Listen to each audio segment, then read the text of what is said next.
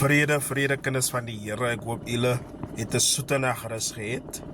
Ons is deurgedra, ons is uitgespaar. Ja, ons is vroeg op deur die krag en die hand van die Here wat ons deur die naglike ure gebewaar het teen die magte van die duisternis, teen elke pyle wat uitgestuur is. Het Psalm 91 ons gebewaar onder die almagtige se hand. So ons dank die Here vanoggend dat ons weer vrolik en lieflik en gesond is. U wat miskien nie vandag lekker voel liggaamlik en sowel as geestelik. Bid en vertrou ons die Here vanoggend dat u nuwe krag sal ontvang uit die hande van die Here uit vanoggend. So hy sê in Lukas 18, julle moet gedurig deur bid sodat julle nie moet moedeloos word nie.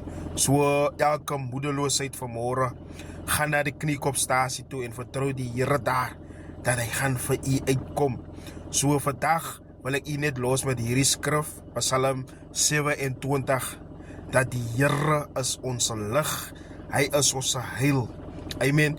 So vir niemand sou ons vrees en vir wat ook al daar is, sal ons nie vrees die wat die liggaam doodmaak en niks daarna kan maak nie.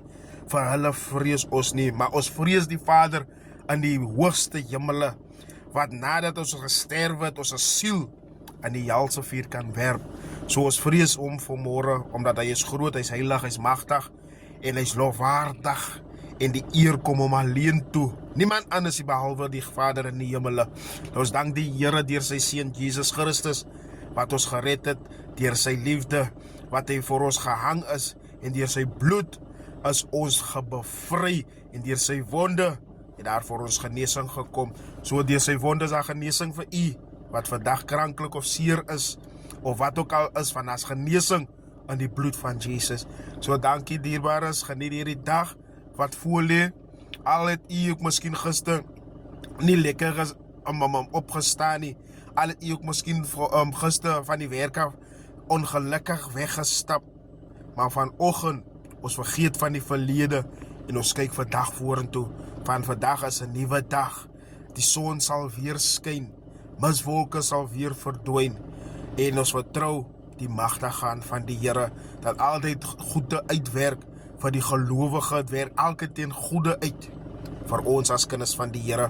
Nou ons dank die Here vanoggend, dierbare. Ons dank die Here net vanoggend en wees bemoedig met Psalm 27 dat die Here as ons lig en hy is ons heil. Die Here seën, amen.